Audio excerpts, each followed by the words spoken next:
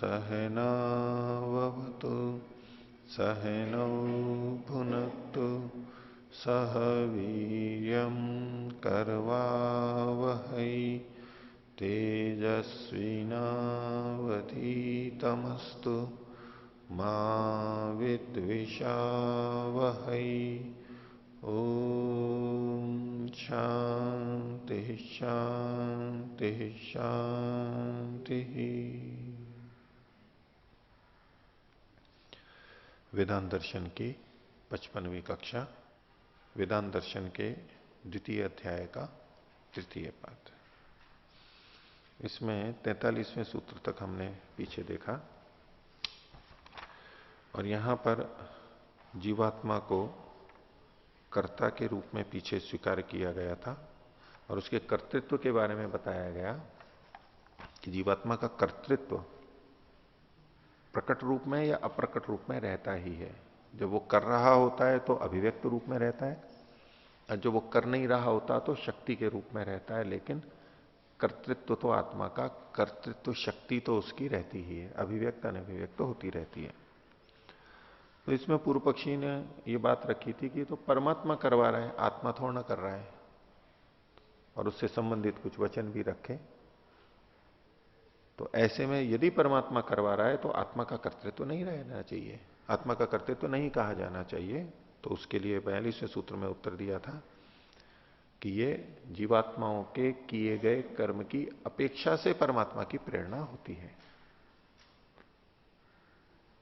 तो इस दृष्टि से जहां ये शास्त्र में कहा गया कि परमात्मा इसको ऐसा करवा रहा है, उस अंश में लगेगा, और जहां जीवात्मा स्वयं अपने प्रयत्न से कर रहा है वहां परमात्मा करवा रहा है ऐसा नहीं कहेंगे, वो तो हम कर ही रहे हैं। हाँ, लेकिन परमात्मा की नई प्रेरणा तो वहां पर भी रहती है। हम अच्छा काम करेंगे तो, जैसा सत्यात प्रकाश में लिखा है, आनंद उत्साह निर्भयता इत्यादि होते हैं, और बुरा काम करते हैं तो भय शंका लज्जा इत्यादि होते हैं।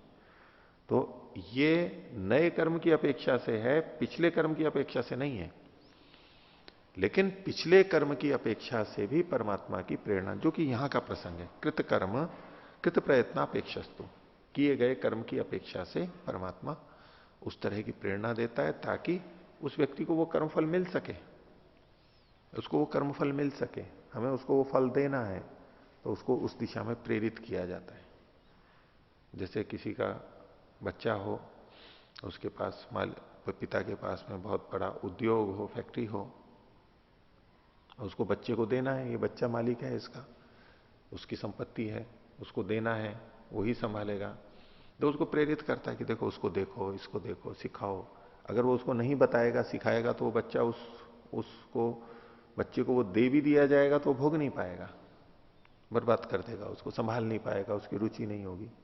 तो उसके लिए जो ये तैयार करना है, जिस तरह का कर्मफल उसको मिलना है उसके अनुरूप बनाना, तो ये परमात्मा करता है। और इसमें अन्याय नहीं है परमात्मा की तरफ से, परमात्मा की प्रेरणा रहती है और हमारा कर्तृत्व, कर्म की स्वतंत्रता मनुष्य की फिर भी वहां पर रहती है। परमात्मा की तरफ से प्रेरणा है, उसका यह मतलब नहीं है कि हमारा कर्तृत्व, हमारा प्रयत्न वहां बिल्कुल भी नहीं है। कर्माशय के अनुसार परमात्मा की जो भी जैसी भी प्रेरणा हो रही है उसमें अब हमारा प्रयत्न, पुरुषार्थ, ज्ञान, वो सब भी जुड़ जाते हैं। अच्छी प्रेरणा आ रही है, जितना अच्छा होना है हम उससे भी अच्छा कर सकते हैं यदि हमारा प्रयत्न साथ में और जुड़ जाए, अधिक जुड़ जाए। और बुरी तरफ प्रेरणा आ रही है, अगर हमने उसको रोकने का प्रयास किया, अच्छी तरफ जाने का प्रयास किया, तो कर्माशय के वशीभूत होके जो संस्कार हमारे उभरे थे वो वैसा बुरा परिणाम नहीं दिखा पाएंगे। हमने उसको रोक लिया, वो जो हानि होनी थी उसको हमने व्यवस्थित कर लिया, उसका मैनेजमेंट कर लिया। डिजास्टर मैनेजमेंट, जो यानी आपत्ति आने वाला था उसको हमने, उसका प्रबंधन कर लिया हमने, ये किया जा सकता है। तो वो हमारा कर्तृत्व सदा विद्यमान है, इसमें कर्म की स्वतंत्रता पीछे वाले से नहीं लेना है। और परमात्मा जो प्रेरणा देता है, एक वैसी प्रेरणा सीधे ये जो कर्माशय के अनुसार हमारे संस्कारों का उभरना है, वो संस्कार हमारे ही तो बनाए हुए हैं, हमारे ही तो बनाए हुए हैं, वही उभर करके आ जाते हैं। चित्त की सात्विक, राजसिक, तामसिक स्थिति में भेद आ जाता है, ज्ञान के स्तर में भेद आ जाता है। जो हमने जान समझ रखा है वो वहां काम नहीं आता उस समय में।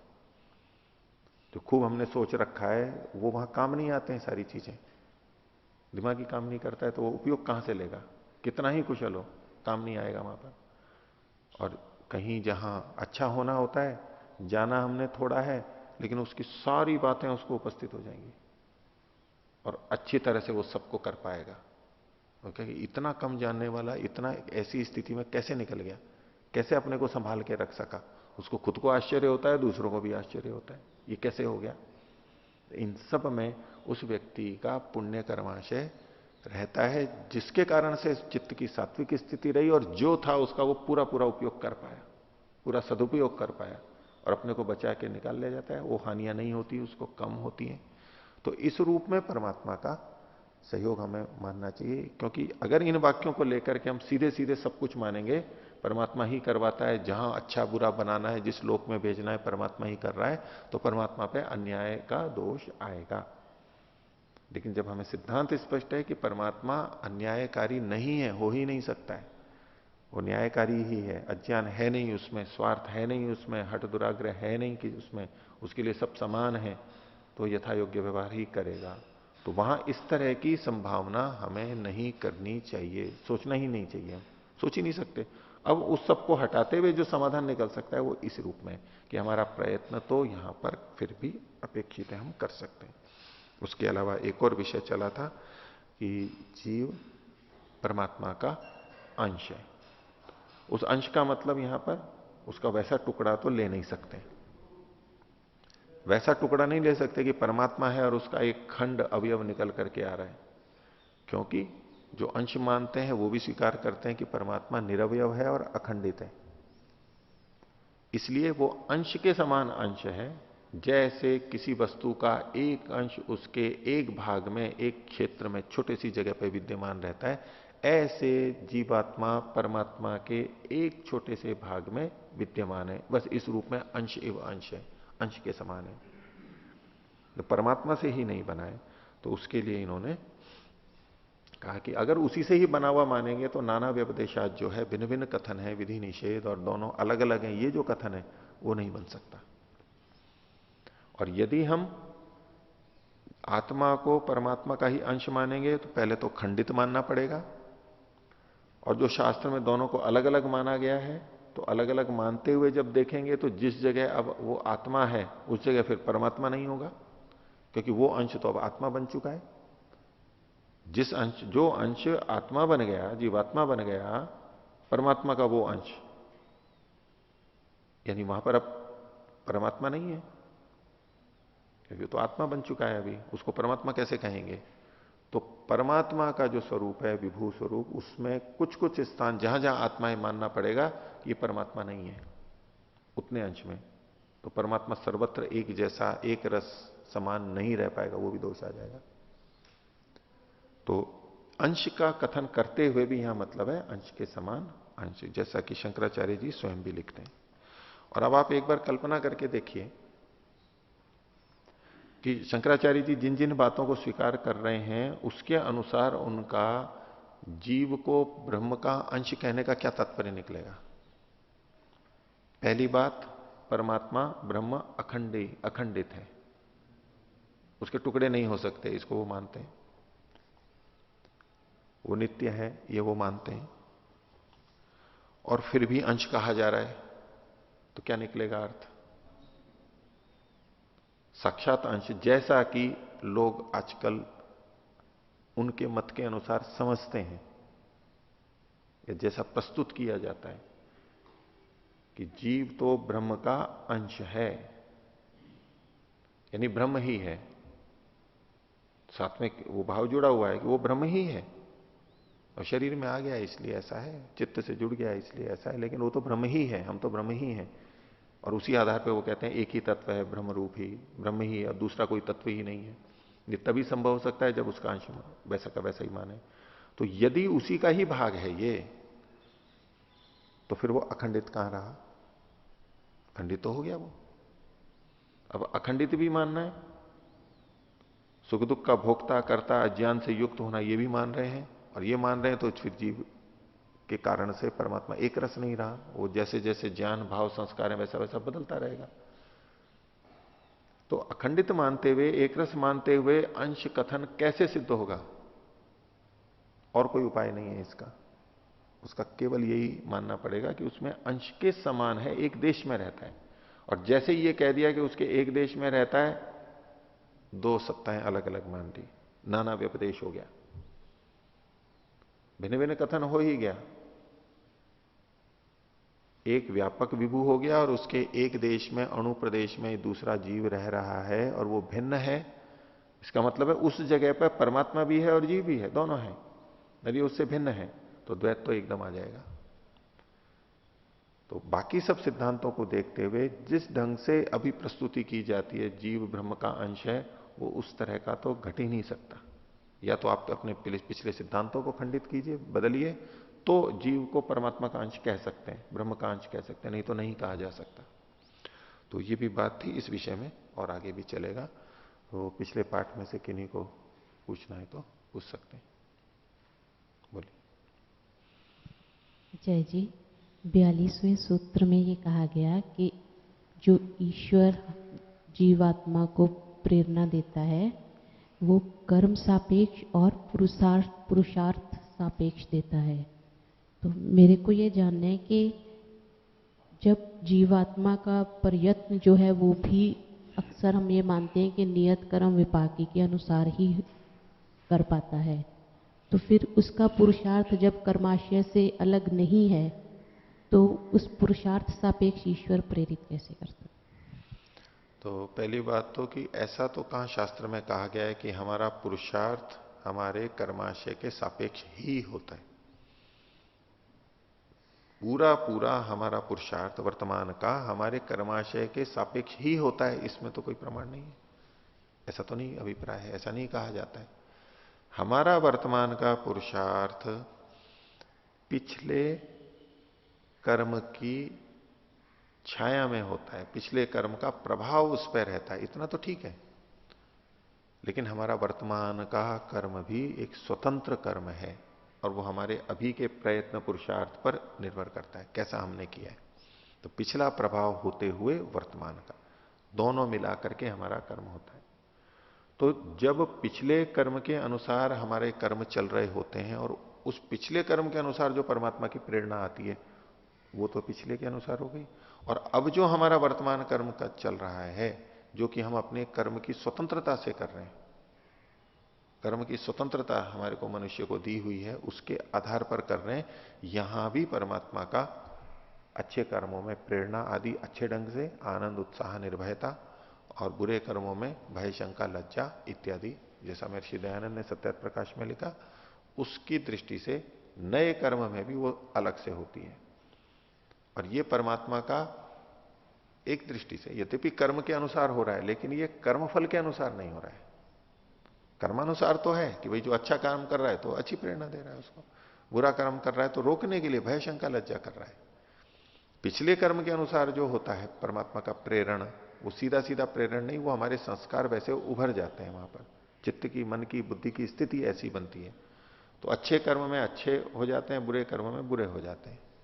और यदि हम अच्छे कर्म कर रहे हैं और बुरे कर्म का कर्माशय उभर रहा है तो वो अच्छे कर्म में बाधाएं खड़ी कर देगा। अच्छे कर्म में बाधाएं आ जाएंगी, उसको वो करने लगेगा, फिर कुछ बाधा आ जाएगी, फिर करने लगेगा, फिर कुछ बाधा हो जाएगी, स्वयं ही अपने आप में लगेगा मैंने तो सोचा था ऐसा करूंगा, फिर नहीं कर पा रहा हूं मैं, फिर नहीं कर रहा हूं मैं। तो अंदर से संस्कार उसके ऐसे उभरते रहेंगे और वो कार्य अच्छे अच्छे उसके छूटते रहेंगे। तो ये पिछला वाला तो दोनों तरह का होता है, वो नीचे की तरफ ले जाने वाला होता है, क्योंकि वो जो संस्कार उभर रहे हैं वो हमारे अपने किए हुए हैं। परमात्मा ये नहीं चाहता कि ये नीचे गिरे, परमात्मा ये नहीं चाहता कि ये पतन करे, पतन को प्राप्त हो। परमात्मा तो केवल कर्माशय का भोग करवाना चाहता है, ये उसका नियम है। और कर्माशय के भोग से वो मुक्त होकर के भोग के फिर आगे जाएगा, इस दृष्टि से वो हित करे। लेकिन नए कर्मों के संदर्भ में जब हम बुरे कर्म कर रहे होते हैं तो परमात्मा ऐसी प्रेरणा नहीं करता कि हां करो बुरा कर्म, और अच्छे कर्म कर रहे हैं तो और अच्छा करो, ऐसा नहीं। अच्छे कर्म में तो अच्छी प्रेरणा देगा, लेकिन बुरे कर्म में उसको रोकने के लिए करेगा, भय शंका लज्जा करेगा, ये नए कर्मों के, नए पुरुषार्थ के संदर्भ में। तो परमात्मा तो हमेशा हमारे लिए अच्छे के लिए ही काम करेगा, अच्छी ही प्रेरणा देगा। हाँ। तो इसका मतलब जो पिछले कर्माशय से संबंधित प्रेरणा है वो तो इंडिविजुअलाइज्ड होगी, व्यक्ति टू व्यक्ति, समय टू समय हो गई, और जो जो आप दूसरी कह रहे हैं वो काल और व्यक्ति से निरपेक्ष सभी को समान रूप से करता है? नहीं, जो नई पुरुषार्थ की प्रेरणा है वो देश काल और व्यक्ति से निरपेक्ष नहीं होगी, तो सबके लिए समान। लेकिन अब कोई अच्छा काम कर रहा है, अधिक कर रहा है, तो उसको अधिक होगी। जो नहीं कर रहा है, कम कर रहा है, आलस्य में, उसको कहां से होगी? वो भी तो पुरुषार्थ सापेक्ष है, और जब करेगा तब होगी, जब नहीं करेगा तब नहीं होगी। ये काल की भी स्थिति होगी, और देश के लिए भी जिस जगह करेगा वहां हो जाएगी, जिस जगह नहीं करेगा वहां नहीं होगी। तो ये भी इसके सापेक्ष ही है। ऐसे ही नहीं, अगर ऐसे ही मानेंगे तो वो फिर ईश्वर की तरफ से अनुचित होगा। उसमें भी इस तरह से समान नहीं है कि सबको एक जैसी कर रहा है, एक जैसी होते हुए भी एक तरह से समान है कि जो जो भी वैसा करेगा उसको वैसी वैसी प्रेरणा देगा। इस दृष्टि से तो समान है, लेकिन जो करेगा उसी को तो देगा, जो नहीं करेगा उसको कहां से देगा? ठीक है, तो आगे देखिए 44वां सूत्र। तो पीछे जो अंश वाला कथन किया गया था, तो उस अंशत्व को सिद्ध करने के लिए और प्रमाण दिए जा रहे हैं। इसमें अंशत्व के संदर्भ में हमेशा ध्यान रखना है, एक देश वर्तित्व मतलब है यहां पर परमात्मा के एक देश में विद्यमान होना। जो प्रचलित लोक में है अंश का मतलब उसका टुकड़ा, वो अर्थ नहीं है यहां पर अंश का। जिस अंश, जिस तरह आज प्रचलित है अंश, उस अर्थ में लेंगे तो वो तो ब्रह्म ही हो गया, ब्रह्म का ही भाग हो गया। तो ये ब्रह्म ही है, ब्रह्म का भाग ही है, इसका तो ये निषेध कर रहे हैं। अंश को स्वीकार कर रहे हैं, तो अंश का मतलब उसके एक देश वर्तित्व, एक देश में होनापन, ये कथन किया जा रहा है। तो अंशत्व अन्यो हेतु, उस तरह के अंशत्व में एक और हेतु दे रहे हैं, यानी प्रमाण दे रहे हैं। 44वां सूत्र है मंत्र वर्णाच। मंत्र में वर्णन होने के कारण भी वेद में इस विषय में वर्णन प्राप्त होता है। भाष्य, मंत्रे, मंत्रे को खोल दिया वेदे, और वर्ण को खोल दिया वर्णनादपि। वेद में मंत्र में वर्णन यानी उल्लेख होने से भी जीवात्मा परमात्मनो अंश इति सिद्ध्यति, जीवात्मा परमात्मा का अंश है, यानी उसके एक देश में रहता है। तो ऋग्वेद का, यजुर्वेद का मंत्र दिया, एतावानस्य महिमा अतो ज्यायाश्च पूरुष पादोस्य विश्वाभूतानि त्रिपादस्यामृतम दिवी। ये सारा उस परमात्मा की महिमा है। ये जो सृष्टि दिखाई दे रही है इतनी महान विशाल, और अतो ज्यायाश्च पुरुष, वो पुरुष इससे भी बढ़ करके है। और पादों से विश्वाभूतानी, ये जो सारे भूत हैं, प्राणी हैं, जड़ चेतन, ये सब उसके एक अंश, एक पाद है। और त्रिपादस्यामृतम देवी, तीन जो शेष भाग बचा हुआ है, तीन पाद तीन चरण, वो उसके अमृत रूप में द्व्युलोक में विद्यमान है। तो भूतानी चराचराणी तस्य परमात्मा ने पाद इत्युच्यते। सूत्र में जो मंत्र में जो भूतानी शब्द कहा गया, वो भूतानी का मतलब चराचराणी, चर अचर सबको ग्रहण किया, वो परमात्मा का पाद के रूप में कहे गए हैं। पादो अवयवो भागो अंश इति अनर्थांतरम, ये पर्यायवाची शब्द है।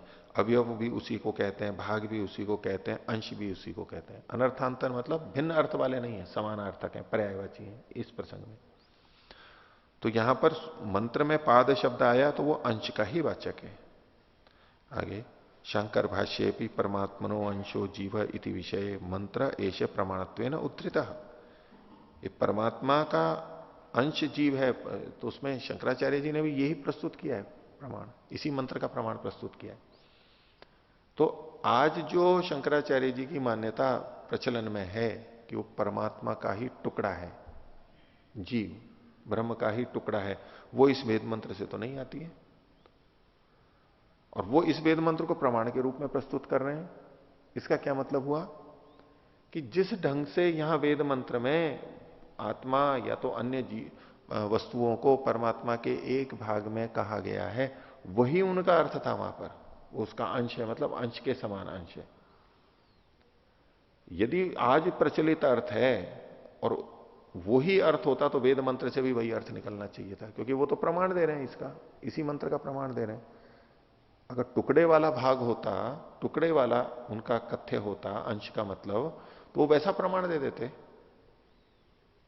वैसा प्रमाण दे देते, वो भाग पुष्ट हो जाता उनका। लेकिन उन्होंने प्रमाण तो यही दिया है, इससे तो ये सिद्ध नहीं होता कि वो उसका टुकड़ा है। तो हम यही समझ सकते हैं कि जिस ढंग से आज प्रचलित है या प्रसारित किया गया वो गलत अर्थ में प्रचलित हो गया है। अंश का मतलब, अंश तो ये सूत्र में भी स्वीकार किया गया, अंश है वो। आगे, अत्रेदम अवधार्यम यत परमात्मनो अंशिनो जीवो अंश इत्युक्तः। यहां पर जो शंकराचार्य जी ने भी कहा है कि वो परमात्मा जो अंशी है उसका जीव अंश है, ये कहा गया है। न स खंड भावे न, उसके खंड के रूप में नहीं कहा गया, टुकड़े के रूप में नहीं कहा गया है। स्थावराण्यपितु तस्यांशत्व निरूपितानी, और जो स्थावर है यानी जड़ वस्तु है वो भी तो उसके अंश के रूप में कहे गए हैं। नहीं तानी तस्य खंडानी संभवंती तस्य अखंडत्वाद। ये जो सारी वस्तुएं हैं, छोटे छोटे खंड हमें दिखाई दे रहे हैं, मिट्टी के एक एक कण और छोटी मोटी कितने खंड हमको दिखाई दे रहे हैं, असंख्य कह सकते हैं, इतने टुकड़े।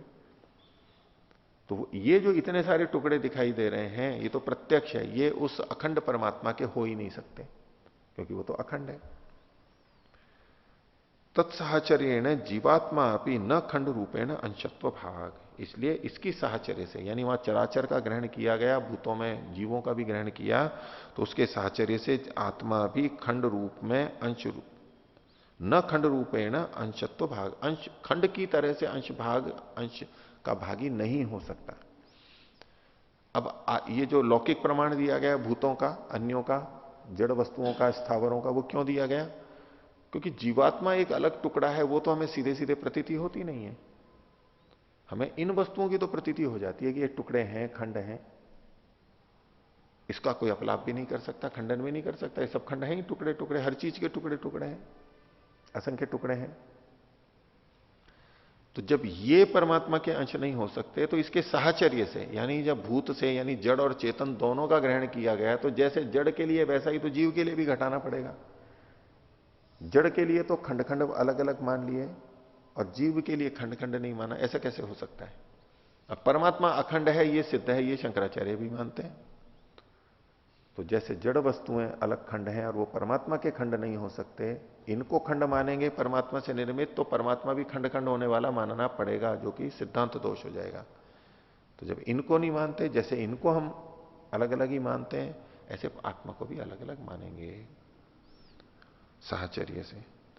किंतु केवलम एक देश वृत्तिया एव इति गम्यते, इसका अंश कथन की संगति एक देश वृत्ति के रूप में ही घटेगी, और किसी तरह घट ही नहीं सकती है, एक देश में विद्यमान है बस। आगे, अत्र शंकर भाष्य मंत्रो अर्थात वेद वचनम नोद्धृतम, यहां पर शंकर भाष्य में मंत्र अर्थात वेद का वचन उद्धृत नहीं किया गया। उन्होंने क्या किया? छांदोग्य उपनिषद वचनम उदाहरितम, उन्होंने छांदोग्य उपनिषद का दे दिया। जब ये कहना चाहते हैं कि भाई वेद मंत्र साक्षात देना चाहिए था, छांदोग्य उपनिषद का वचन क्यों दिया? मंत्र का मतलब मूल वेद मंत्र। हालांकि उपनिषद के वचनों को भी कुछ लोग मंत्र बोलते हैं उन जैसे होने से, तो ये उसको दोष के रूप में प्रस्तुत कर रहे हैं। यदा अस्मिन शास्त्रे तथा अन्यस्मिन शास्त्रे मंत्र शब्देन वेद वचनम गृह्यते, इस शास्त्र में और अन्य शास्त्र में भी जब मंत्र आता है तो वेद वचन ही गृहीत होता है। तथा तदुपेक्षणम न युक्तम, ऐसे में वेद मंत्र की उपेक्षा करना, जब साक्षात वेद मंत्र है तो उसकी उपेक्षा नहीं करनी चाहिए। स एष आलोचन प्रकारो अवलोक्यताम, ये जो आलोचना का प्रकार है, विवेचना है, ये वहां देखें कहा, मंत्र वर्णिकम एवच गीयते वेदांत दर्शन 1:1:15 इति सूत्रे, ये पीछे आ चुका है। अब इसमें एक बात देखिए कि यहां जो छांदोग्य उपनिषद का वचन है वो क्या है, थोड़ा सा अंतर क्या है? तावानस्य महिमा, मंत्र में क्या है ऋग्वेद में? एतावानस्य, तो एक कहता है तावानस्य महिमा, और फिर है अतो ज्यायांश पुरुष है, महिमा तो पूर्व रूप हुआ है, महिमा तो, महिमा अतः, और जबकि छंदोग्य में क्या लगेगा? महिमा ततो ज्यायांश पुरुष, अतः ना ततः, ये दूसरा भेद हुआ। और वेद मंत्र में था पादों से विश्वाभूतानी, विश्वा शब्द, और वहां पर उन्होंने क्या? पादों से सर्वाभूतानी, अर्थ में भेद नहीं है, तावानस्य या एतावानस्य में कोई अंतर नहीं है, तो अर्थ तो कोई बात नहीं है तात्पर्य में। विश्वा कह लो चाहे सर्वा कह लो, एक ही अर्थ है। विश्व शब्द सर्वार्थ में ही आया है। तो मंत्र शब्द से साक्षात ही दे देना चाहिए था, क्यों उन्होंने उपनिषद का वचन दिया नहीं? ये तो इस रूप में इन्होंने कहा। आगे 45वां सूत्र, अपीच स्मर्यते, बोले इस विषय में स्मृति भी कहती है। इसी बात की पुष्टि स्मृति ग्रंथ भी करते हैं। स्मृति ग्रंथ मतलब जो वेद के अतिरिक्त हैं, जो वेदों को स्मरण करके वेद के तात्पर्य को याद करके उसी के अनुरूप रचे गए हैं, वो स्मृति ग्रंथ है। तो अपीच स्मर्यते भाष्य, अपीच अंश निरूपकम तन मंत्र वर्णनम उपनिषदि अपि स्मर्यते, उस मंत्र का वर्णन उपनिषद में भी कहा गया है। तथ्य था कौन सा? तदेतत् ऋचा भी उक्तम, जैसा जो कि ऋचा में कहा गया है। क्या ये ऋचा का कहा गया है? ऋचा शब्द कर रहे हैं, तावानस्य महिमा ततो ज्यायश्च पुरुष है। ये छांदोग्य का वो वचन है जो पिछले प्रकरण में शंकराचार्य जी ने दिया है, वो मंत्र वर्ण में। जब यहां अगला सूत्र है अपीच स्मर्यते, यहां उसको दिया जा सकता था कि देखो स्मृति ग्रंथों में यानी उपनिषदों में भी एक चीज कही गई है, तो ये तो उन्होंने वहां दे दिया। ये बिल्कुल वही है, पादों से सर्वाभूतानी त्रिपादस्याम मृतम दिवी, इन्होंने भी प्रस्तुत किया लेकिन स्मृति के रूप में किया है। अब इसको तो इन्होंने छांदोग्य वाले को तो शंकराचार्य जी ने मंत्र वर्ण में दे दिया वहां पर मंत्र में, तो यहां स्मृति में किसको देंगे? ये तो नहीं दे सकते, ये तो वहां दे चुके। तो उन्होंने दूसरा किया, वो क्या लिखते हैं? ईश्वर गीता स्वपी च ईश्वरांशत्वम जीवस्य स्मर्यते। ईश्वर गीता स्वपी, ईश्वर गीता शब्द लिखा है वहां पर, गीता के अंदर भी ये अंश कहा गया है। तो उन्होंने गीता का जो आज प्रचलित गीता है उसमें 15वें अध्याय का 7वां श्लोक है, उसको उद्धृत किया है शंकराचार्य। मम वांशो जीवलोके जीव भूत सनातन, मम वांश, मेरा ही वो अंश है। अब मम कौन है? मम परमात्मा है। मम वांशो जीवलोके, इस जीवलोक में जीव भूत है सनातन है, जीवभूत रूप में सनातन रह रहा है। इसके अर्थ में देखो शंकराचार्य जी क्या लगते हैं गीता भाष्य में, मम एव परमात्मन अंशो भाग। मम मतलब परमात्मा, मेरा मतलब परमात्मा। कई बार ब्रह्म का अंश कहते हैं, फिर ब्रह्म से ईश्वर बना या परमात्मा बना, उसके कई भेद करते हैं। तो इन्होंने सीधे परमात्मा शब्द भी लिखा है इसके लिए। तो मम एव परमात्मन अंशो भाग अवयव एक देश इति, एक देश शब्द भी लिखा है शंकराचार्य जी ने। इति अनर्थांतरम, ये पर्यायवाची है शब्द। तो और यहां भी इन्होंने वेदांत के भाष्य में जो पीछे हमने देखा था, अंश एवं अंशः, ये भी कहा गया है। तो एक देश कह लो, वो एक देश का मतलब एक भाग में रहने वाला, उस तरह का तात्पर्य है। अब उसके अंदर यद्यपि ये प्रश्न उठता है कि ये वेदांत दर्शन भी व्यास जी का रचा हुआ है और गीता भी उनकी रची हुई है, महाभारत का ही तो अंश है। महाभारत के रचयिता भी तो वेद व्यास जी थे, इसके वेदांत के भी रचयिता वेद व्यास जी हैं। तो वो अपीच स्मर्यते में स्मरण करते हुए अपने ग्रंथ का उल्लेख थोड़ा ना करेंगे, एक सामान्य दृष्टि से भी दूसरी स्मृतियों का उल्लेख करेंगे। तो उदयवीर जी ने कहा भाई कोई ऐसे संगति लगाना चाहे कि भाई ये तो कृष्ण का वचन है, व्यास जी का नहीं है, वो अपना वचन प्रस्तुत नहीं कर रहे, लेकिन ग्रंथ तो उन्हीं के नाम से प्रचलित है, उन्होंने ही लिखा है, तो उसके अतिरिक्त कुछ होना चाहिए था। तो यहां इन्होंने छांदोग्य का दिया। आगे जीवात्मांश है परमात्मांशी, तो आप पिछली बात को दोहरा रहे हैं, जीवात्मा तो अंश है और परमात्मा अंशी है। तो तरही तेन पीड़ितेन, तो उसके द्वारा पीड़ित होता हुआ, पीड़ितेन को खोल दिया दूषितेन, दूषित होने से, दूषित होने के द्वारा। और दूषित क्या हो रहा है? तो क्लेशादि संश्लिष्टेन अंश रूपेण, अविद्या अस्मिता क्लेश, ये जो क्लेश है अविद्या आदि जो है, इन क्लेश आदि के संयोग से जो अंश रूप जीवात्मा के साथ अंशी परमात्मा है, अंशी परमात्मा भी पीड़ितो दूषित है क्लेश आदि संश्लिष्टो भवेत, परमात्मा भी ऐसा ही हो जाना चाहिए।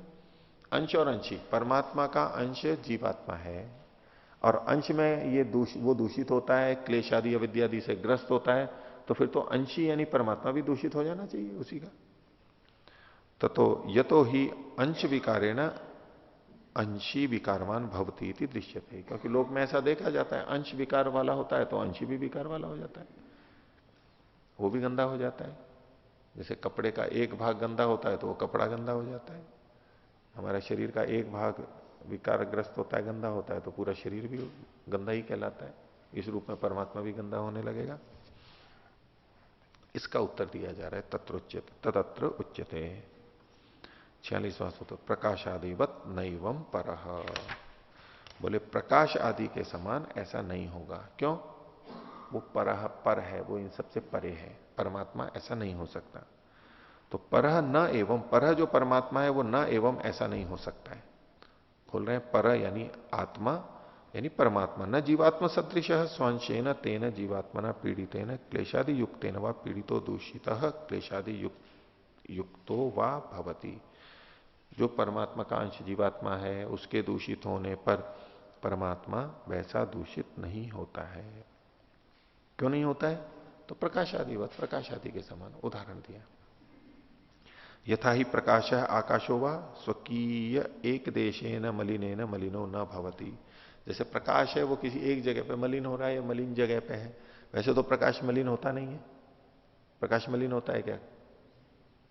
कहीं भी गिरे वो, गंदे पानी में गिरे या कहीं भी जाए, मलिन होता होगा क्या वो प्रकाश? न प्रकाश कम ज्यादा होता है वो एक अलग उसका विषय, लेकिन मलिन तो नहीं होता उस गंदगी से, कभी भी मलिन नहीं होता है। पर एक दृष्टि से कोई कहे कि भी जहां मलिन जगह गया वहां मलिन हो गया है, तो उस होने पर भी इसी तरह से आकाश वो इतना बड़ा है, कहीं एक देश में मलिन है तो वो सारा मलिन थोड़ा हो जाता है। तो यथा ही प्रकाश है आकाशो वा स्वकीय स्वकीय एक देशेन मलिनेन मलिनो न भवती। पूरे मलिन नहीं हो जाते एक देश से वो। ये तो एक तरह से इन्होंने व्याख्या की। दूसरी कह रहे हैं अन्य व्याख्या मार्ग एवं प्रकाशिवत प्रकाशादिवत न परहा। तो एवं प्रकाशादिवत, प्रकाश आदि के समान, तो इसको खोल रहे हैं आदि शब्द से, अग्निजल पृथ्वीवत, इत महाभूतों के नाम ले लिए, इनके समान किला अंशवान अवयवान न पर परमात्मा अस्ति। प्रकाश आदिवत न एवं पर जो परमात्मा है ये प्रकाश आदि के समान अवयव वाला नहीं है। जैसे पृथ्वी जल अग्नि आदि प्रकाश अवयव वाले होते हैं, ऐसा वो नहीं है। किल अंशवान अवयवान न पर परमात्मा अस्ति। यतः क्यों? सो अंशेन खंडेन अवयवेन दूषितेन दूषितो भवे, जिससे कि वो उस अंश से खंड से अवयव से दूषित हो जाए। वो इनके समान टुकड़ों वाला ही नहीं है। और परमात्मा का दूषित होना यही माना जाएगा उस अंश, इस दूसरी व्याख्या में, कि वो टुकड़ा हो गया यही उसका दूषण है। कि वो अखंड था और खंडित हो गया यही उसका दूषण है, दोष है। तो ऐसा वो नहीं हो सकता। स तु अमूर्तो अस्ति, अमूर्त है। न ही अमूर्तो दुष्यते कदाचित अपनी, अमूर्त में तो भौतिक दोष आते ही नहीं है। स्वकीय देशस्थे न द्रव्य न, उसके एक देश में स्थित द्रव्यों की मलिनता का दोष वहां पर नहीं आता है। जैसे कि ब्रह्मा कुमारी वाले इस बात को रखते हैं कि अगर परमात्मा सर्वव्यापक है तो बोले फिर तो कूड़े करकट में मलमूत्र में भी होगा। तो उत्तर देने वाला तो हाँ ही कहेगा कि यहां सर्वव्यापक है तो वहां भी है। बोले फिर तो मलिन हो जाएगा परमात्मा। नहीं, वो सूक्ष्म है, अमूर्त है, वो वहां पर मलिन नहीं होता। इसमें एक कठोपनिषद का वचन मिलता है, उदयवीर जी ने दिया है 496वें पृष्ठ पर, कठोपनिषद का 2:2:11, बिल्कुल इसी बात को कहता हुआ। कहते हैं सूर्यो यथा सर्वलोकस्य चक्षु, सूर्य जैसे सब प्राणियों की आंखें हैं। अब आंखें मतलब का ये हुआ कि देखने का साधन है। ये आंखें तो हो नहीं सकती, लेकिन जैसे ये देखने का साधन है वैसे वो भी हमारे देखने का साधन है, इसलिए उसको चक्षु कह दिया गया। तो सूर्यो यथा सर्वलोकस्य चक्षुर न लिप्यते चक्षुषैर बाह्य दोष ही, चक्षु के जो बाहर के दोष हैं ये गंदगी इत्यादि रोग, उससे वो लिप्त नहीं होता है। वो चक्षु है, लेकिन जैसे हमारी ये जो बाह्य चक्षु है गोलक चक्षु, इसके दोष उस सूर्य में नहीं आते। एकस तथा सर्वभूतांतरात्मा, इसी तरह से एक वो तत्व है जो सब भूतों का अंतरात्मा है, अंदर रहने वाला आत्मा है। न लिप्यते लोक दुखे न बाह्य, वो लोकों के बाह्य दुखों से युक्त नहीं होता, यानी जो लौकिक दुख हैं उनसे वो ग्रस्त नहीं होता। यद्यपि सबके अंदर है, हर जीव में है, उसके मन में है, उस आत्मा में है, तो आत्मा सुख दुख लौकिक सुख दुख से युक्त होता है। खासतौर से दुख के लिए कहा जा रहा है, उस दुख से वो दूषित नहीं होता है, ग्रस्त नहीं होता है। ऐसे ही जीवों में स्थित अविद्या से मिथ्या ज्ञान से, काम क्रोध लोभ मोह से परमात्मा ग्रसित नहीं होता है। तो इसी बात को यहां पर इस सूत्र में कहा गया कि प्रकाशादिवत नैवम परः, वो परमात्मा इनके समान दूषित नहीं होता है, सर्वव्यापक होते हुए भी। इसकी पुष्टि में आगे कहते हैं स्मरंती च, इस बात को अन्य स्मृति ग्रंथों में कहा भी गया है। तो तस्य परमात्मन सुखादि संपर्क राहित्यम स्मृतौ पठंती, स्मृति ग्रंथों में परमात्मा की सुख दुख रहितता को पढ़ा गया है। अब यहां दुख की रहितता तो सहज स्वीकार्य हो जाती है, भाई सुख की रहितता भी कही जा रही है, तो क्या परमात्मा में सुख नहीं होता है?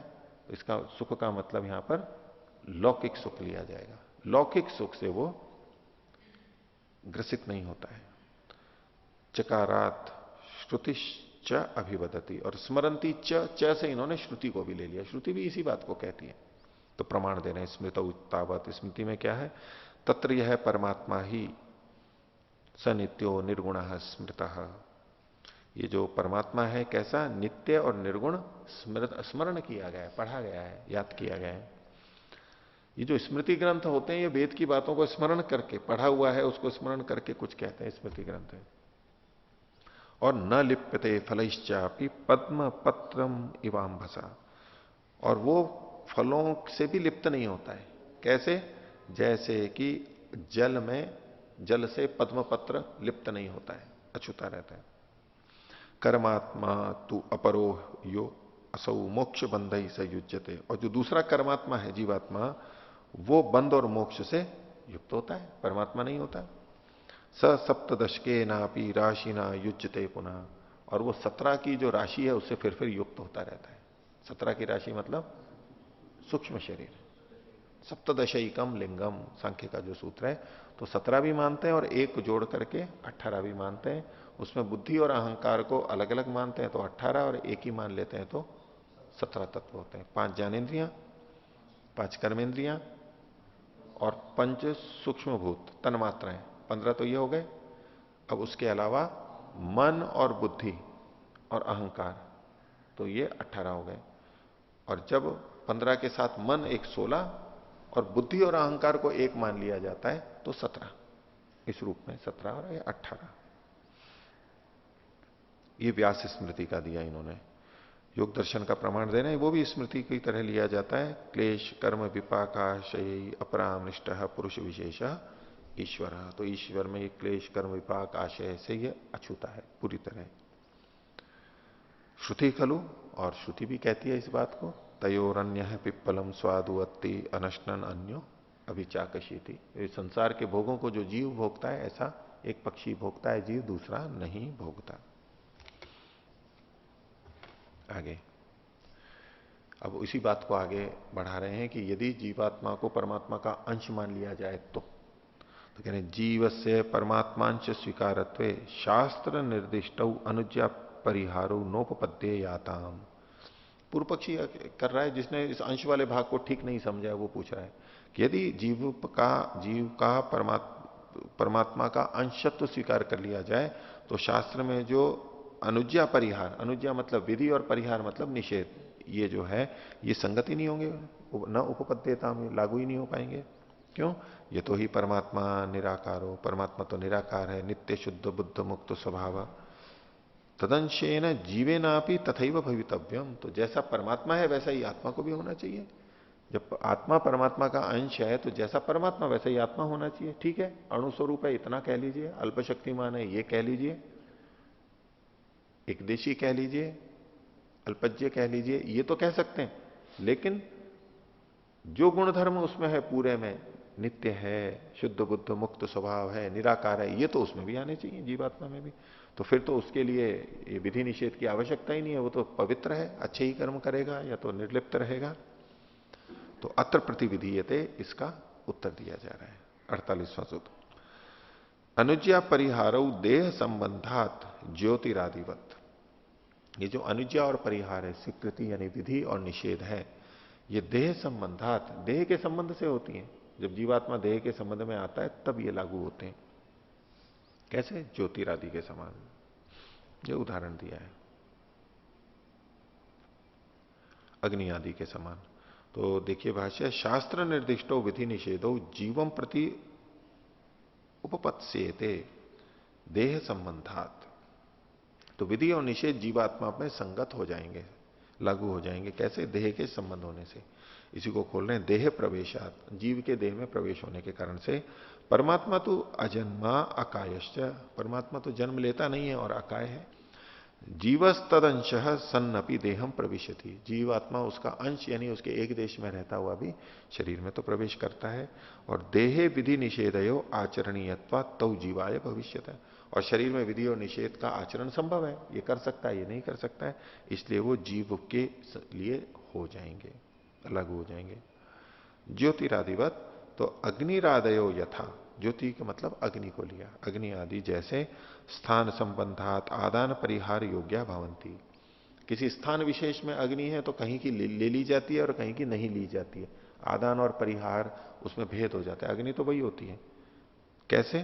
तद्यथा पुरोहित गृहस्य आदे, पुरोहित गृहस्य आदेयो अग्नि श्मशान से परिहार्य, पुरोहित के घर में से जो अग्नि है यज्ञ आदि याग के लिए कह रहे हैं, तो पुरोहित के घर से तो आग ले ली जाती है, अपने यहां की बुझ गई है तो दूसरे की लाके कर लेते हैं, चूल्हे की भी ले लेते हैं, लेकिन शमशान की नहीं ली जाती है। यानी जिस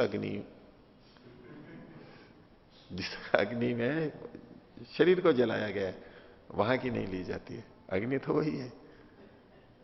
याग में, ये मीमांसा में भी आएगा प्रसंग, कहां कहां की अग्नि ली जाती है। कर्मकांड में, श्रोत ग्रंथों में इनमें आता है ये कि अग्नि कौन सी ली जानी चाहिए, कि क्या क्या विधान है उसके, कहां से लेनी चाहिए, कहां से नहीं लेनी चाहिए। तो उस प्रसंग को इन्होंने उद्धृत किया है, शमशान की नहीं ली जाती है। और इसको तो छोड़ दीजिए, याग को, अपने घर पर जो हम खाना बनाते हैं उसके लिए अगर हमें अग्नि लानी हो तो चिता से लाएंगे क्या? नहीं लेके आते।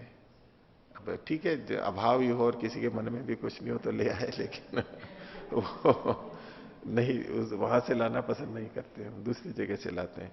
तो यद्यपि वो ऐसा है, लेकिन स्थान के कारण से कुछ विशेष परिस्थिति से ग्राह्य अग्राह्य हो जाती है। ऐसा ही शरीर के योग से जीवों के लिए होगा।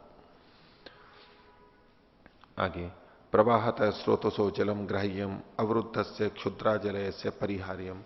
तो प्रवाहता स्रोतसा, प्रवाहता बहते हुए स्रोत का जल ग्रहण करने योग्य था, जल तो जल ही है, लेकिन रुके हुई नदी का या छोटे तालाब का नहीं लिया जाता, वो गंदा होता है।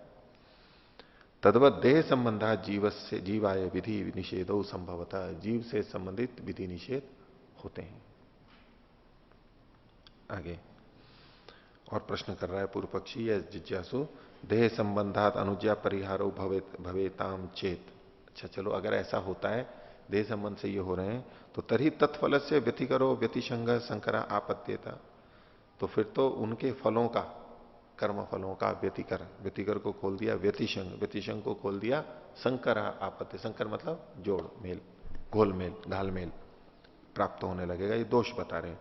शरीर संबंध सर्वेशम जीवात्मनाम समान, शरीर के साथ संबंध तो सब जीवात्माओं का समान होगा।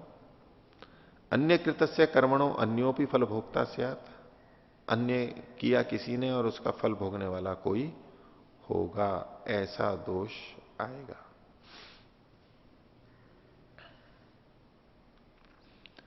तो भाई जीवों का शरीर से संबंध है, शरीर के संबंध से होता है, तो कभी भी किसी का किसी भी शरीर से संबंध होगा तो उसको वो प्राप्त होने लग जाएंगे, किसी को कुछ भी प्राप्त होने लग जाएगा। तो उसके लिए उत्तर दिया जा रहा है 49वां सूत्र, असंततेश्च अव्यतिकर, असंतति होने के कारण से, अव्यतिकर उसमें संकर नहीं होगा, घालमेल नहीं होगा। असंतति का मतलब है, संतति का मतलब है लगातार होना, असंतति का मतलब है लगातार नहीं होना, एक ही नहीं होना, अलग अलग होना। तो चूंकि ये सब अलग अलग हैं इसलिए घालमेल नहीं होगा। भाष्य न व्यतिकर, व्यतिकर को खोल रहे हैं, अव्यतिकर को खोला इन्होंने, न व्यतिकर, अव्यतिकर को खोल रहे हैं संकर आपत्स्यते, यानी संकर नहीं प्राप्त होगा। क्या संकर? अन्य कृत कर्मणों न अन्य फलम भोक्ष्यते, एक का फल दूसरा भोगने लगे, ये जो चीज थी वो नहीं होगी। कुतः असंतते च, संतति को खोल दिया संतानम, संतानम को खोल दिया संश्लेष, संश्लेषम को खोल दिया अपार्थक्यम इति यावत तद अभावो, उसका अभाव यानी असंतति और पार्थक्य पृथक पृथक होने के कारण से। आगे बता रहे हैं, पार्थक्यात पृथक पृथक वर्तमानत्वात् पृथक पृथक शरीरात। सबके अलग अलग शरीर हैं, जीव भी सबके अलग अलग हैं, तो घुलमेल क्यों होगा, किसी से भी कोई क्यों मिल जाएगा। पृथक पृथक संति ही जीवात्मनाम शरीराणी, सबके शरीर अलग अलग है। तस्मात एकस्य देही न कर्म फलम अन्यो न भोक्ष्यते तस्मात अप्यति करो असंग। पूर्व पक्षी ने केवल एक अंश ले लिया। क्या अंश ले लिया कि शरीर से संयोग होने से कर्मफल और ये विधि निषेध लगने लगेंगे, तो फिर तो बोले किसी का भी किसी से लगने लगा, ऐसे ही बस उसने प्रश्न कर दिया। तो बोले हर शरीर का अलग अलग आत्मा है, उसके अनुसार वहां पर पार्थक्य होने से ये दोष नहीं आएगा। और आगे कह रहे हैं आभास एवच, और उसमें दूसरा हेतु दे रहे हैं। तो आभास का मतलब यहां पर इन्होंने अल्प शक्तिमान किया है। देखिए भाष्य में, अथच अयम अपरो हेतु असंकर्य, इनका कर्मों का घालमेल नहीं होगा, किसी को कुछ भी नहीं मिलेगा। क्यों, यत एष जीव आभास, ये जीव तो आभास है। आ मतलब आ को जो ईशद अर्थ में लिया, और भाषा का मतलब भाषा ही, तो आभाषा को खोल दिया ईशद भाषा, ईशद भाषा को खोल दिया अल्प शक्ति का। भाष मतलब वो प्रकटीकरण जो है उसका वो बहुत अल्प ही होता है, शक्ति सामर्थ्य कम ही दिखती है, तो अल्प शक्ति का च अस्ति तस्य अणुत्वात् स न एव एकम संबद्धम शरीरम विहाय अन्येषु शरीरेषु तत्र अन्यकृत कर्मण फल भोगाय संक्रामति। क्योंकि उसकी शक्ति कम है और वो अणु है और एक शरीर में रहता है, तो उसकी ये शक्ति नहीं है कि दूसरे के कर्मफल को भोगने के लिए उसके शरीर में चला जाए। दूसरे के शरीर में जा ही नहीं सकता। दूसरे के शरीर में दूसरे के चित्त के साथ में कर्मफल भोग, शरीर और मन के साथ मिलकर कर्मफल भोग होता है, तो ये वहां चला जाए तो वहां का भोग भोगने लग जाएगा, ऐसा नहीं कर सकता, ये वहां जा ही नहीं सकता। तस्मात जीव परमात्मनो अंश सन्नपि अल्पज्यो अल्प शक्ति का एक शरीरवर्ती च इति सिद्धम। तो जीव परमात्मा का अंश उस रूप में एक देशवर्तित्व के कारण होने से अल्पज्य अल्प शक्तिमान और एक शरीरवर्ती होता है, ये भी सिद्ध होता है और इसमें दोष नहीं आएगा। आगे कह रहे हैं अदृष्ट अनियमात। कोई आक्षेप करे उसको, बोले अदृष्ट का अनियम हो जाएगा, अदृष्ट यानी पूर्वकृत कर्म है, तो बोले अदृष्ट के कारण से ऐसा होगा, बोले नहीं, उसमें भी अनियम का दोष आएगा, इसलिए ऐसा नहीं मान सकते। भाष्य, जीवात्मनाम विभुवादे सुख दुख भोग सांकर्यम न आपत्स्यते अदृष्टवशात यदि उच्चेता। कोई ये कहने लगे कि नहीं, हम आत्मा को तो अणु नहीं मानते, सर्वव्यापक मानते हैं, भले ही सर्वव्यापक मानते हुए भी कहने लगे, तो ये जो सुख दुख का सांकर्य है वो अदृष्ट के कारण से प्राप्त नहीं होगा। पिछले सूत्रों में भी जिस ढंग से पूर्व पक्षी ने रखा है उसमें आत्मा को विभू मानते हुए हमें अधिक संगति लगेगी। आक्षेप जो है उसका दोष वो विभू मानने पे ज्यादा आता है, एक देशी मानने में उसको संकर दोष को कहना कठिन होता है। व्यापक मानेंगे तो जितने शरीर हैं उतनी जगह आत्माएं हैं, सब आत्माएं सब शरीरों में है, सब मन के साथ में जुड़ी हुई हैं। तो जब हर आत्मा विभू है उस पक्ष में और शरीर और चित्त भिन्न भिन्न है, तो सबका सबको क्यों नहीं हो जाता है। तो वो उत्तर दें कि अदृष्ट के कारण से, जिसका जैसा अदृष्ट है उसके कारण से होगा। ऐसा कोई कहे तो तरही तस्य अदृष्ट से अनियमात न समंजसम, तो उस अदृष्ट का भी असमंजस अनियम हो जाएगा। फिर किसी ने कहा कि अदृष्ट यानी कर्माशय के कारण से इसमें व्यवस्था हो जाएगी कि जिसने जो किया है वो ही उसको मिलेगा, अदृष्ट के कारण से व्यवस्था हो जाएगी, क्योंकि वो अदृष्ट उस आत्मा से जुड़ा हुआ है। तो ये कह रहे हैं कि विभू पक्ष में तो सब आत्माएं सब अदृष्टि से भी जुड़ी रहेंगी। आप शरीर और मन से जोड़ करके कर रहे हो, आप कह रहे हो कि अदृष्ट वशात हो जाएगा, कि भाई अदृष्ट का तो क्या वो अदृष्ट उसी आत्मा से संयुक्त होगा, जिस जिस आत्मा का अदृष्ट है, जिस विभू आत्मा का अदृष्ट है वो उसी से ही संयुक्त रहेगा क्या? नहीं, आपके पक्ष में तो सब विभू आत्माओं का सब अदृष्टों के साथ में संपर्क रहेगा। तो अदृष्ट वशात यदि भेद हो आप व्यवस्था करना चाहते हो तो भी वहां भी अनियम ही बना रहेगा। सबका सब जीवात्माओं का सब अदृष्टों के साथ संपर्क रहेगा और फिर अदृष्ट के रहते हुए भी अनियम रहेगा, किसी को कुछ भी मिलने लगेगा, करेगा कोई, भोगेगा कोई। इसलिए आप अदृष्ट को कह करके व्यवस्था करना चाहते हैं वो नहीं हो सकती। आगे कस्मिश्चिद अपनी शरीर यद्यपि धर्माधर्म लक्षणम अदृष्टम, किसी भी शरीर में जो धर्माधर्म रूप कर्माशय है यानी चित्त में है शरीर के अंदर मन में, तत्सर्वेशम जीवात्मनाम समानम, वो तो सब जीवात्माओं के लिए समान होगा आपके पक्ष में। तेषाम विभुत्वात् सर्वेपि जीवात्मनः तत्र वर्तन्ते, तो उनके विभू होने से जीवात्माओं के, वे सब जीवात्माएं भी वहां पर विद्यमान है। यतः क्योंकि इसलिए, तथा ते सर्वेरपि तेन अदृष्टेन संसृज्येरन संश्लिष्येरन, तो सभी आत्माएं अदृष्टि से युक्त संयुक्त होंगी, प्रभावित होंगी। न चैवं वक्तुम उत्सय्यते अस्य अदृष्टम अस्य न इति, आप ये नहीं कह सकते कि ये अदृष्ट इसका है और ये इसका नहीं है, वो तो सब सबके साथ में है, मिलेगा वहां पर। तस्मात न आत्मनाम विभुवाद समीचीना, इसलिए आत्मा का विभुवाद ठीक नहीं है, उसमें कर्मफल व्यवस्था नहीं बन पाएगी। आगे देखिए, यही बात तो उसमें चित्त के प्रसंग में भी लगेगी। जो ये बात आ जाती है कि भाई सबके चित्त अलग अलग हैं, इसलिए सबको सबका ज्ञान नहीं हो रहा है, जिसका जो चित्त है उससे वहीं पर ही ज्ञान होगा। भाई अगर चित्त के सन्निकर्ष से आत्माओं को ज्ञान होता है, कल आप जो पूछ रही थी कि आत्मा, सब आत्माएं विभू हैं, तो सबको सबका ज्ञान क्यों नहीं हो जाता, तो बोले कि चित्त सबके अलग अलग हैं इसलिए। तो भले ही चित्त सबके अलग अलग हैं, लेकिन आत्माएं तो विभू हैं, तो सब विभू आत्माओं का सब चित्तों के साथ में सन्निकर्ष होगा, तो सबके सुख दुख ज्ञान होने चाहिए। वो कहें कि नहीं परमात्मा ने ऐसी व्यवस्था कर रखी है। बोले बताओ कहां लिखा है परमात्मा ने ऐसी व्यवस्था कर रखी है? आपको कैसे पता लगा कि परमात्मा ने ये व्यवस्था कर रखी है? प्रमाण तो, वो प्रमाण तो दे नहीं सकेगी। आप केवल कथन कर रहे हो। अगर आप चित्त के संयोग से भेद मान रहे हो, तो आपके पक्ष में तो सब आत्माएं सब चित्तों में हैं, तो सबके सुख दुख आ जाने चाहिए सबको। रोक कौन रहा है वहां पर? परमात्मा रोक रहा है। तो बता दीजिए, प्रमाण बता दीजिए, शब्द प्रमाण बताइए। बिना शब्द प्रमाण के आपने कैसे मान लिया ये? और कौन सा प्रमाण है? प्रत्यक्ष है और कुछ है? आगे देखिए, अभिसंध्यादिशु अपि चैवम, ये जैसे सुख दुख था उसी तरह से अभिसंधि आदि कुछ और बातें हैं, वहां भी ऐसा ही समझना चाहिए। भाष्य अभिसंधि शब्द को खोल रहे हैं। अभिसंधि ही, तो अभी का मतलब इन्होंने किया अभिलक्ष्य, अभिलक्षित करके। संधि को खोला संधानम, संधानम को आगे खोल दिया विचारणा संकल्प इति यावत। तो सुख दुख और कर्माशय नहीं, जो हम लक्ष्य करते हैं, उद्देश्य पूर्वक विचार करते हैं, संकल्प करते हैं, वहां भी ये सब ऐसा ही समाधान होना होगा। अगर विभू है तो सबके संकल्प और प्रेरणा और विचार सब एक जैसे हो जाएंगे। और आदि जो लिखा है अभिसंध्यादि, तो आदि शब्द से ज्ञान प्रयत्न वो भी गृह्यते, ज्ञान और प्रयत्न का भी ग्रहण होगा। तो संकल्प ज्ञान और प्रयत्न तीन।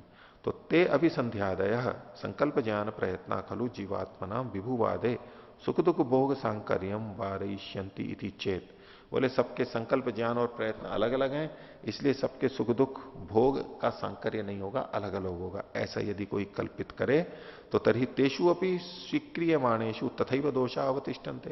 भाई ये बातें तो संकल्प ज्ञान प्रयत्न में भी आ जाएंगी। ये संकल्प ज्ञान प्रयत्न अलग अलग कैसे हो गए जब सब आत्माएं विभू हैं? तो किसी भी जगह संकल्प ज्ञान प्रयत्न होगा वो सब आत्माओं के निकट में होगा, तो फिर कर्माशय भी सब आने लगेगा। तो ये दोष तो वहां भी आएगा। ये तो योपि अहम इदम प्राप्नुवानी त्यजामी वा, कोई भी जो ऐसा सोचता है कि मैं इसको प्राप्त कर लूं या छोड़ दूं, तो इत्थम इदम करवाणी, इसको ऐसा करूं, ते खलु अभिसंध्यादि व्यवहारा नहीं कस्य आत्मना संपद्यंते, वो किसी एक आत्मा में तो घट ही नहीं सकते आपके पक्ष में। सर्वेशम आत्मना विभुत्वात्, क्योंकि आपके पक्ष में सारी आत्माएं विभू हैं। तस्मात अदृष्टवत तेषाम अभिसंध्यादीनाम अपि अनियमात, अभिसंध्यादि का भी अनियम होगा। अतो जीवात्मना विभुवाद होना युक्ता, इसलिए विभुवाद इस पक्ष में ठीक नहीं है। एक और सूत्र इस बात का अंतिम है, 53वां सूत्र, प्रदेशाद इति चेत न अंतर्भावात। बोले प्रदेशात, तो ये किसी शरीर के एक प्रदेश में होते हैं, ऐसा यदि कोई कहे तो क्या, कि पिछले सूत्र में जो अभिसंध्यादय संकल्प ज्ञान प्रयत्न खलु मन संयोगे न संभवंती, ये जो सारी चीजें बताई ये तो मन के संयोग से होती हैं। और मनसह संयोगश्च शरीर प्रदेश हृदय भवती, मन का शरीर के साथ संयोग कहां होता है? हृदय में होता है। हृदय में कैसे? तो मनस्तत्व प्रतिष्ठानात, मन वहां पर प्रतिष्ठित है। इसके लिए वेद प्रमाण भी दिया, हृत प्रतिष्ठम यदजिरम जविष्ठम तन्मे मन शिव संकल्पमस्तु, वे मेरा मन संकल्प वाला, शुभ शुभ संकल्प वाला हो। कौन सा? जो हृदय में प्रतिष्ठ है, जो अजिर है, जविष्ठ है, तो हृदय में स्थान बताया। इति श्रुति वचनात्, इस श्रुति वचन से। तस्मात् न सुख दुख भोग सांकर्यम जीवात्मन विभुवादे भविष्यति। तो इस कारण से सुख दुख भोग का सांकर्य नहीं होगा, क्योंकि हृदय में है वो। तो भोग सांकार्य लिखा हुआ है, कार्य कर लीजिए। इति चेद उच्चेता, यदि कोई ऐसा कहने लगे तो बोले न अंतर्भावा तदपि न सम्यक, ये भी ठीक नहीं है, ये मन के भेद से कह रहे हैं। कुतः तत् हृदय प्रदेशे भी नई के न आत्मना भाव्यम। बोले हृदय प्रदेश में कोई अकेली आत्मा रहेगी क्या आपके मत में? आत्माएं तो विभू है, आपके मत में सारी आत्माएं विभू है, तो हर हृदय में एक मन है, तो वहां क्या एक ही आत्मा रहेगी? जिससे कि नियम हो जाए। किंतु जीवात्मा नाम विभुत्वा तत्रापि सर्वैरेव जीवात्मा फिर भाव्यम। विभू होने से तो सारी आत्माएं वहां हृदय प्रदेश में भी रहेंगी, मन के साथ भी जुड़ी रहेंगी। सर्वेशम अंतर्भावाद अंतर विद्यमानत्वाद, सबके अंदर होने से, विद्यमान होने से। तस्मात आत्मनाम विभुवादो न निर्दोषो अणुवाद एवं सुसिद्धा इति गतम। ऐसे जीवात्माओं का अणुवाद ही पुष्ट होता है, विभुवाद खंडित होता है। तो ये कर्ता कर्म और कर्मफल, इसके संदर्भ में भी इन्होंने इन बातों को लेते हुए विभुत्व को खंडित किया है। तो आत्मा परमात्मा का अंश है, उसके एक देश भाग में रहता है, इसलिए अंश के समान कह दिया गया। लेकिन दोनों का पृथक पृथक कथन शास्त्रों में मिलता है, और आत्मा का अणुत्व भी सीधे सीधे शास्त्र से पुष्ट होता है। तो ये दूसरे अध्याय का तृतीय पाठ समाप्त होता है। प्रणवधन।